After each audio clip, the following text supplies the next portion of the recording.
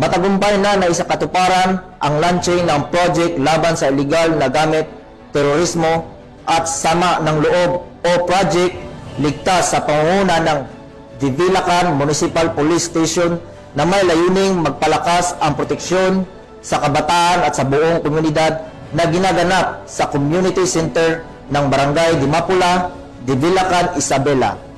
Patrolwoman Jerilyn Coleco, ibalita mo.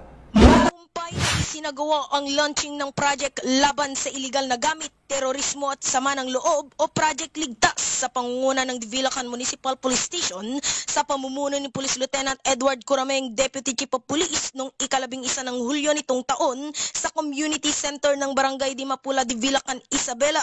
Katuwang sa aktibidad ang Divilacan National High School sa pangunguna ni Ginang Marian Perucho, Teacher 3 at ang pamalang bayan ng Divilacan na kinatawan ni Ginoong Saldi Celeste para kay Punong Bayan, Honorable Florita C. Bulan.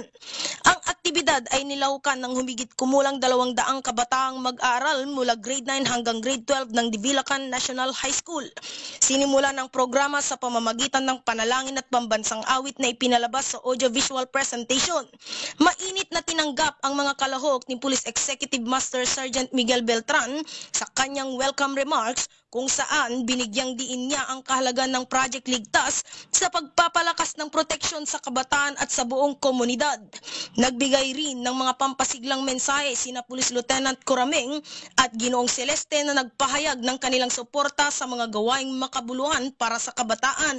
Kasunod nito ay isinagawa ang mga seryeng talakayan na pinangunahan ng mga piling tauhan ng PNP kung saan tinalakay rito ang patungkol sa RA 9165, Anti-Terrorism Awareness, Mental Health Awareness, RA 7610 at anti-bullying. Upang lalong mapasigla ang mga kalahok, isinagawa rin ang mga paligsahan gaya ng parlor games, poster making at slogan contest na nagtampok sa pagkamalikhain at mensaheng makabuluhan para sa kabataan.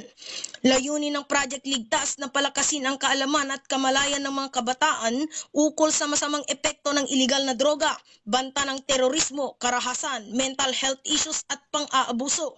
Higit sa lahat, isinusulong nito ang pagkakaisa, disiplina at positibong pagpapahalaga sa lipunan.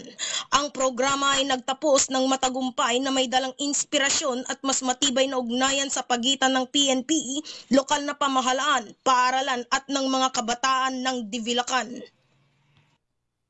Mula dito sa Lambak ng Cagayan, ako ang inyong Police News Network Correspondent, Patrolwoman Jerilyn Coleco, alagad ng batas, tagataguyod ng Balitang Pulis.